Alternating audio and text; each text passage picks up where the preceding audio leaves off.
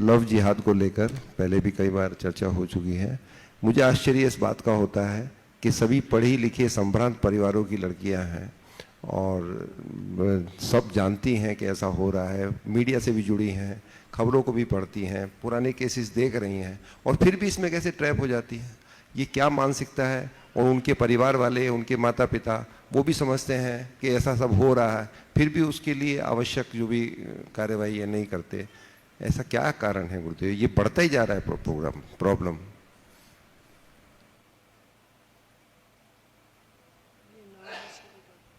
देखिए, आपने जो आज बात उठाई है बहुत गंभीर है।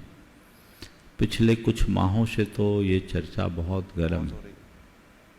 आए दिन ऐसी घटनाएं प्रकाश में आ रही है जिससे देखकर लोग सुनकर सिहर रहे, सिहरन से उठ रही।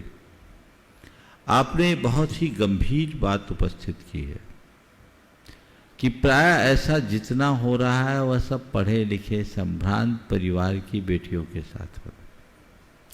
और इतना सब कुछ देखने और सुनने के उपरांत भी इस पर कोई अंकुश नहीं लग पा रहा है। मुझे ऐसा लगता है कि आधुनिकता की ओट में आजकल लोग इन बातों को गौण करने लगे, उनको नजरअंदाज कर रहे हैं। एक दूसरे से संपर्क बहुत अधिक होने लगा है और लोग जब सम्मोहित जैसे हो जाते हैं तो उन्हें किसी चीज का कोई पता भी नहीं रखता। हमें चाहिए कि हर घर के हर बच्चे को ये अच्छे से कूट कूट करके भर दे कि तुम्हारी धर्म की मर्यादा क्या है, तुम्हारी जाति की मर्यादा क्या है, तुम्हें किससे कितना संपर्क और संबंध रखना है, ताकि इस तरह की घटनाएं किसी के साथ न घटे। क्योंकि जो घटनाएं हैं वो आप केवल लव जिहाद की नहीं, उसमें जो हिंसा और हत्या की बातें सामने आ रही है वो तो अत्यंत क्रूर और निर्ममता की पराकाष्ठा है। ये घोर अमानवीय कार्य है। शासन प्रशासन को भी इसमें पूर्ण तत्परता से काम करना चाहिए और समाज में भी एक अच्छा वातावरण बनना चाहिए। ये सब ज़्यादातर सारे प्रसंग लड़कियों के साथ हो रहे, तो हमें लड़कियों को भी बहुत जागरूक करना होगा।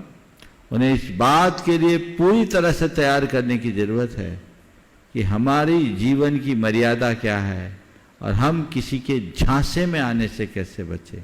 ये बात जब जगाएंगे तभी काम होगा। इस पर लोगों को अंदर एक चेतना जगनी चाहिए।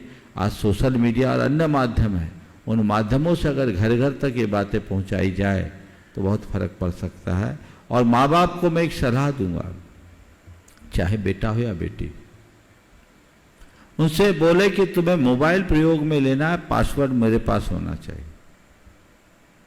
उनकी निजी जिंदगी में 14, 15, 16 साल की उम्र से आप नजर रखना शुरू कर दीजिए, क्या कर रहे हैं क्या नहीं कर रहे हैं।